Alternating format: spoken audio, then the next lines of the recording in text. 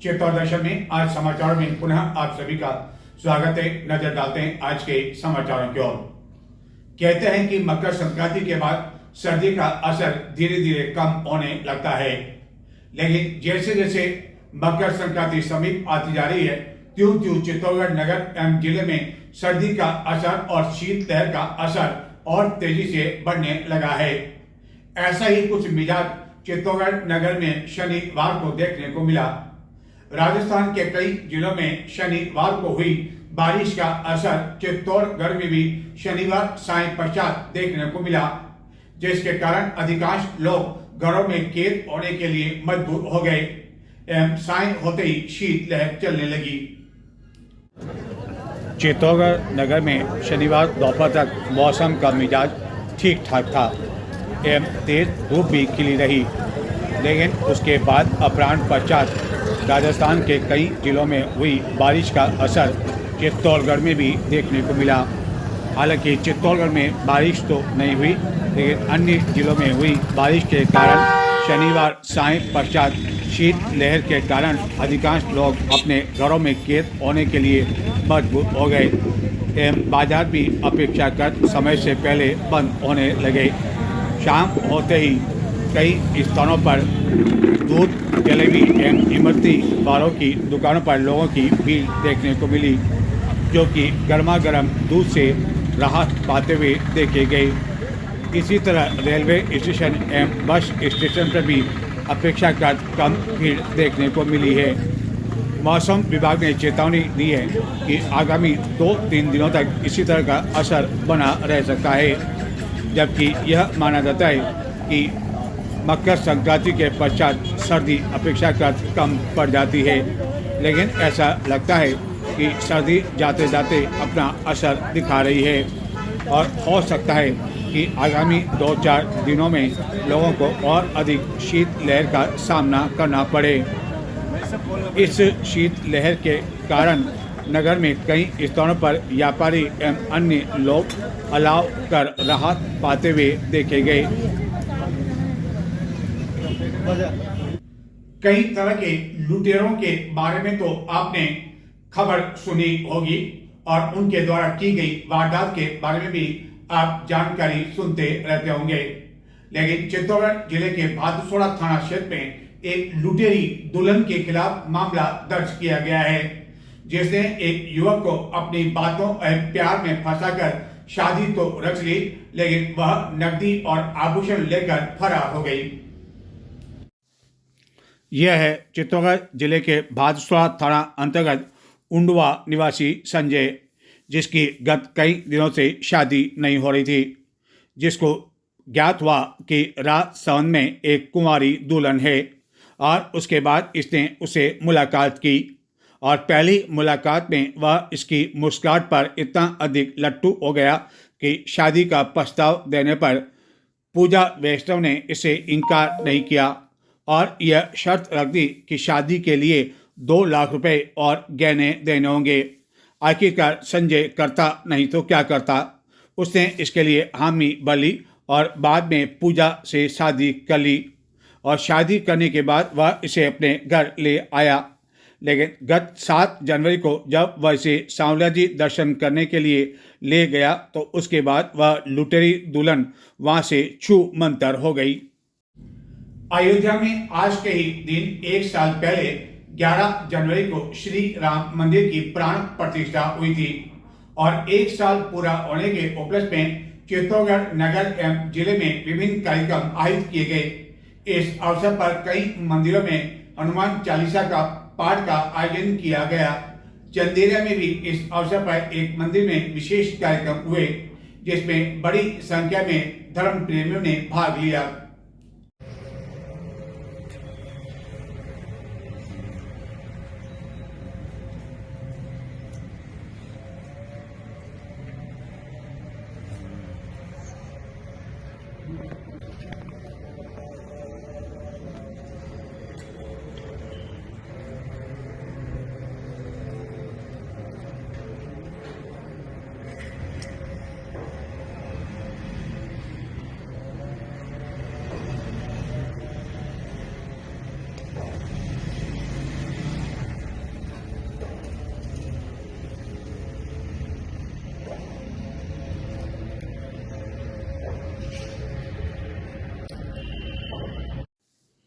अयोध्या में राम लला की प्राण प्रतिष्ठा का 1 वर्ष होने पर चित्तौड़गढ़ नगर के विभिन्न मंदिरों में कई कार्यक्रम आयोजित किए गए।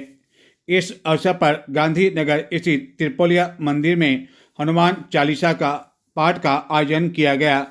इस अवसर पर बड़ी संख्या में भक्तजन मौजूद थे। इसी तरह अन्य कई मंदिरों में भी विभिन्न कार्यक्रम आयोजित किए गए, जहाँ की कई भक्तों ने हनुमान चालीसा के साथ ही अन्य धार्मिक आयोजन में श्रद्धापूर्वक भाग लिया। साइबर ठगी को लेकर गत कई समय से मोबाइल पर उपभोक्ताओं को गृह मंत्रालय द्वारा जारी एक एडवाइजर सुनाई दे रही होगी, लेकिन इसके बावजूद साइबर ठगी की वारदातें रुकने का नाम नहीं ले रही है, जिसको लेकर अब चित्तौड़गढ़ में भी साइबर पुलिस थाना एवं पुलिस कर्मियों द्वारा इस साइबर ठगी से किस तरह बचा जा सकता है उसके लिए जागरूक किया जा रहा है। नगर के मुख्य मार्गों, शिक्षण संस्थाओं पर इस बारे में लोगों को बताया जा रहा है। सबसे मेन चीज़ तो है किसी को भी अपने OTP वगैरह कोई पूछे तो नहीं बताना है। दूसरा, आपके ग्रुप पे किसी पे भी AP की फाइल आए कोई भी, जैसे कोई कार्ड भेज दे, शादी के कार्ड वगैरह, तो पहले अगले वाले से बात कर ले, भैया तू नहीं भेजा है क्या, क्योंकि उसका नंबर को व्हाट्सएप को ऐड करके और उसके व्हाट्सएप से ही आपके ग्रुप पर भेजेंगे और आप देखोगे कि यार इसने शादी कार्ड, आप जैसे उसको खोलोगे पूरा वो क्या पूरी ऐसे सेट किया हुआ होता है कि आपकी पूरी परमिशन एक साथ ही ले लेता है और आपके मोबाइल में वो डाउनलोड हो जाता है AP के फाइल। फिर आपकी पूरी जानकारी है ना जो सब उनके पास मिल जाती है। आपके OTP वगैरह आपको दिखाई नहीं देगा और वो देखते रहेगा।